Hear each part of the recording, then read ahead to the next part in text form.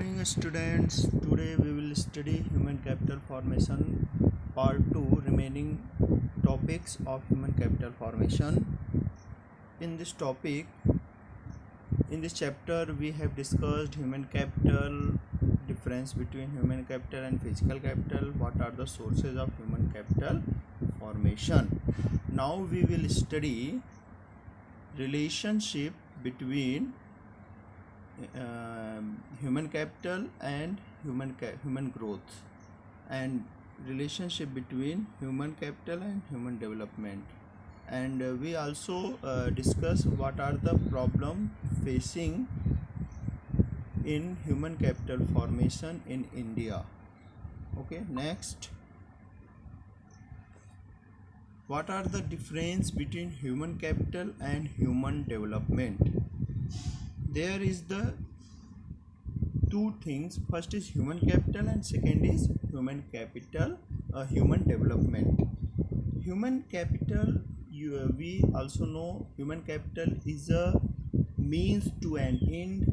Human capital is a means in the sense that it consists of skill as used in the process of production. It consists of knowledge, ability, expertise used as input. Increase in productivity is the end result. इसका मतलब यहाँ पर human capital एक means है, एक साधन है जिसके माध्यम से हम कोई अपने उद्देश्य को प्राप्त कर सकते हैं. ह्यूमन कैपिटल इसलिए मीन्स होता है क्योंकि ये स्किल, नॉलेज और एबिलिटी, एक्सपर्टाइज का यूज़ एक इनपुट के रूप में करके प्रोडक्टिविटी को बढ़ा के हम उद्देश्य को, गोल को अचीव कर सकते हैं. But human development is not a means, it is end means it is a goal. किसी भी कंट्री का एक गोल होता है, एक ऑब्जेक्टिव होता है अपने कंट्री का ह्यूमन डेवलपमेंट करना. ओके, ह्यूमन डेवलपमेंट का मतलब क्या होता है? It refers to the development of the individual means human being as valuable personality by acquiring good education, attaining good health. इसका मतलब किसी भी देश के पीपल के अच्छे एजुकेशन और अच्छे हेल्थ को एक्वायर करना, that is human development. Human development occurs as more and more individuals in a society are educated, healthy and skill oriented. यानी ह्यूमन डेवलपमेंट और ह्यूमन कैपिटल में अंतर यह है कि ह्यूमन कैपिटल एक्वायरिंग जो नॉलेज होता है उसका इनपुट के रूप में यूज़ के किसी गोल को प्राप्त करते हैं, लेकिन ह्यूमन डेवलपमेंट अपने आप में एक प्रकार का ऑब्जेक्टिव है किसी कंट्री के पीपल को एजुकेटेड करना, उनके हेल्थ फैसिलिटी को डेवलप करना ताकि लोगों का लिविंग स्टैंडर्ड ऊपर हो सके. तो समझ में आ गया.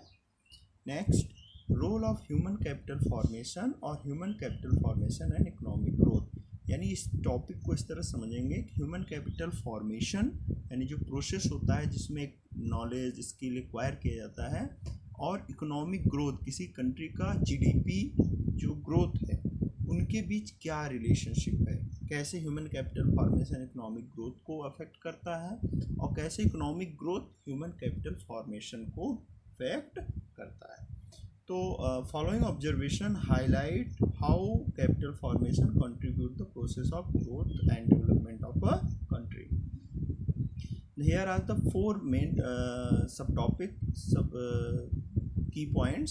First is change in emotional and material environment growth. Second is innovative skills. Third is higher productivity of physical capital. And fourth is higher rate of participation and equality. Here first is change in the emotional and material environment growth. Human capital formation generates a change in emotional and material environment of growth. Emotional environment becomes conducive to growth as people tend to acquire growth oriented attitude and aspiration. Material environment becomes helpful to growth as society now possesses higher number of skilled and trained workers to implement the plan and program of economic growth. इसका मतलब है human capital formation एक प्रकार के emotional और material environment को change, क्योंकि human capital formation में एजुकेशन और हेल्थ फैसिलिटी डेवलप होती है और लोगों का नॉलेज बढ़ता है, तो उससे उनका एटीट्यूड जो भी अपने सोसाइटी के, अपने लोगों के प्रति, अपने कंट्री के प्रति, तो वो एटीट्यूड चेंज होता है, यानी इमोशनल और साथ ही साथ मटेरियल एनवायरनमेंट, यानी ग्रोथ का जो मटेरियल एनवायरनमेंट में प्रोडक्शन जो है वो भी चेंज होता है। तो इन दोनों से human capital formation economic growth में कंट्रीब्यूट करता है, जीडीपी को बढ़ाता है। दूसरी तरफ अगर इकोनॉमिक ग्रोथ होता है तो उससे ह्यूमन कैपिटल फॉर्मेशन भी अफेक्टेड होता है। कैसे? जैसे कि इकोनॉमिक ग्रोथ हुआ, पर कैपिटा इनकम बढ़ी, तो लोग अपना एक्सपेंडिचर एजुकेशन और हेल्थ पे बढ़ा देते हैं। Next, innovative skill. Innovative skill means innovative skills, human capital formation facilitate innovation. The under current of growth and development, larger the number of skilled and trained personnel, greater the possibility of innovation in the area of production and related activity. Innovation is the lifeline of growth. Innovation का मतलब new ideas, new technology, ये human capital formation के कारण ही होता है। अगर लोगों को अच्छी एजुकेशन, अच्छा नॉलेज और लोगों की प्रोडक्शन कैपेसिटी बढ़ेगी तो लोग इनोवेटिव तरीके से प्रोडक्शन में कंट्रीब्यूट करेंगे। ओके, और ह्यूमन कैपिटल फॉर्मेशन से ही इनोवेटिव आइडियाज़ और स्किल डेवलप होते हैं। और अगर ग्रोथ होता है तो ग्रोथ होने से लोग फिर अपना इन्वेस्टमेंट इनोवेशन पे करेंगे, यानी ह्यूमन कैपिटल फॉर्मेशन से इनोवेशन बढ़ता है और ग्रोथ से इनोवेशन पे इन्वेस्टमेंट होता है। There are two inter related points. Next is higher productivity of physical capital. Human capital formation increases productivity of physical capital, referring to output per unit of capital. Specialized engineer and skilled workers can certainly handle machine better than the others. It enhances productivity and accelerate the pace of growth. Simple सा है, human capital अगर formation होगा तो लोग skill और knowledge, better skill knowledge से अगर वो मशीनों को हैंडल करेंगे तो वो ज़्यादा अच्छा प्रोडक्शन दे सकते हैं। और दूसरी तरफ अगर गुड हेल्थ पीपल होंगे, अच्छे स्वास्थ्य होगा, जो कि ह्यूमन कैपिटल फॉर्मेशन से होता है, और उससे लोग प्रोडक्शन में ज़्यादा से ज़्यादा पार्टिसिपेट करेंगे। Okay, next is higher rate of participation and equality. By enhancing productive capacity of labor force, human capital formation produces greater environment. Simple सा है कि अगर लेबर फोर्स की इनोवेशन, एक्सपर्टाइज, स्किल और नॉलेज डेवलप होगी, अच्छा health होगा, तो ह्यूमन कैपिटल फॉर्मेशन से लोगों में को एम्प्लॉयमेंट के लिए तैयार होंगे। First thing. Second thing, human capital formations जो होता है एजुकेशन, हेल्थ, ये इस प्रकार का इंफ्रास्ट्रक्चर है जिससे लोगों को एम्प्लॉयमेंट भी जनरेट होता है। Next, this increase the rate of participation. Higher the rate of participation, greater is the degree of economic and social equality in the society. Simple सा है, अगर एम्प्लॉयमेंट जनरेट होता है तो लोग पार्टिसिपेशन रेट बढ़ेगा, यानी ज़्यादा से ज़्यादा प्रोडक्शन में पार्टिसिपेट करेंगे, लोगों की अर्निंग बढ़ेगी, उससे इकोनॉमिक साथ ही साथ सोशल इक्वालिटी भी आएगी, जो इनइक्वालिटी वो कम होगी। Higher the rate of participation, higher the degree of equality and pointers of growth with social justice called development. और ग्रोथ अच्छी होगी तो ह्यूमन डेवलपमेंट भी बढ़ेगा. Okay. Next and last important topic is problem facing human capital formation in India. यानी हमारे country में human capital formation के में कौन कौन सी प्रॉब्लम्स आती हैं. तो देयर आर सम की points. Rising population, brain drain, deficient manpower planning, insufficient on the job training in primary sector, low academic standard. So first is rising population. Rising population adversely affect the quality of human capital. This is because it reduces per head availability of existing facilities relating to housing, sanitation, drainage, water system, hospital, education and power supply. Simple सा है कि population अगर बढ़ेगी तो लोगों को कम से कम facility available होगी जो कि ह्यूमन कैपिटल फॉर्मेशन को ये रोकती है. ठीक. तो ह्यूमन कैपिटल फॉर्मेशन की सबसे बड़ी प्रॉब्लम है कि rising in population. Second is brain drain. Brain drain means हमारे देश के जो ट्रेंड एजुकेटेड पीपल हैं वो डेवलप्ड कंट्री या दूसरे देशों में जाते हैं वहाँ एम्प्लॉयमेंट में के लिए और अच्छी लाइफ जीने के लिए.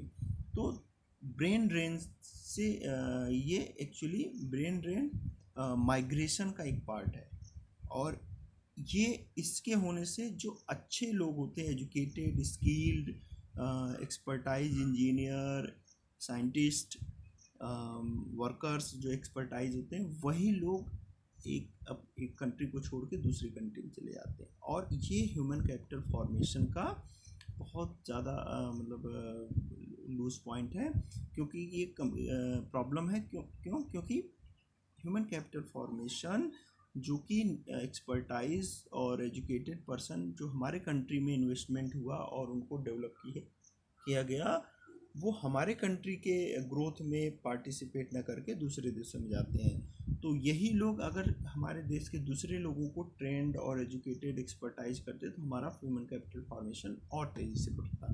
ब्रेन ड्रेन होने की वजह से ये रुक जाता है. Next is deficient man power planning. Not enough effort have been made to maintain the demand supply balance of ever rising labor force in the country. देखो मैन पावर प्लानिंग का मतलब होता है कि जितना लेबर फोर्स की demand है उसके अकॉर्डिंग सप्लाई होना या जितनी सप्लाई है उतनी डिमांड जनरेट होना. लेकिन मैन पावर प्लानिंग में डिफिशियंसी की वजह से ह्यूमन कैपिटल फॉर्मेशन जो कि एक बहुत बड़ी प्रॉब्लम है. क्योंकि हमारे यहाँ ग्रेजुएट्स हैं, पोस्ट ग्रेजुएट्स हैं जो कि अनएम्प्लॉयड हैं. उनका उसके पीछे कारण क्या है जो कि पहला पॉइंट राइजिंग पॉपुलेशन और इस वजह से सप्लाई तो बहुत ज़्यादा है मैन पावर की बट डिमांड उसके अकॉर्डिंग नहीं हो पाती. ठीक. इसीलिए जो वेस्टेज होता है मैन पावर का और स्किल का वो हमारे देश में होता है. Insufficient on job training in primary sector. Primary sector means agriculture mainly. This is the backbone. यानी near about 60% population engage in primary sector but there is not job training. यानी प्रोफेशनल स्किल्स यहाँ develop नहीं की जाती और इसकी वजह से ह्यूमन कैपिटल फॉर्मेशन के लिए बहुत बड़ी प्रॉब्लम ये हमारे देश में है. There are two notable points. Is traditional wisdom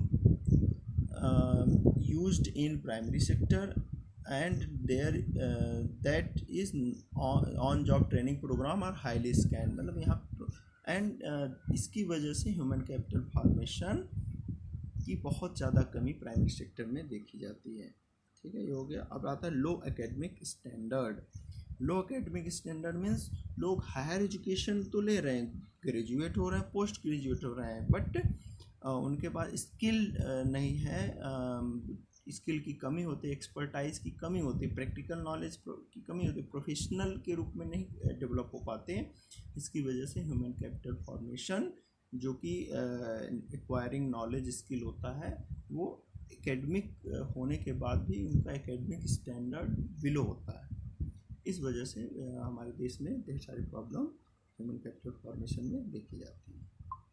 next, there are some assignment you will do. इसमें जो एक टॉपिक था एजुकेशन के लेके वो हमारे सिलेबस से इस साल डिलीट कर दिया गया है, तो इसलिए वो टॉपिक हम यहाँ पर नहीं कवर करेंगे। There are some questions for you to give the meaning of human capital. What is meant by human capital formation? What are two major sources of human capital in a country? Bring out the difference between human capital and physical capital. How is human development a broader term as compared to human capital? How does expenditure on education act as source of human capital formation? And some questions also, how does human capital and human development are interrelated? Okay, thank you.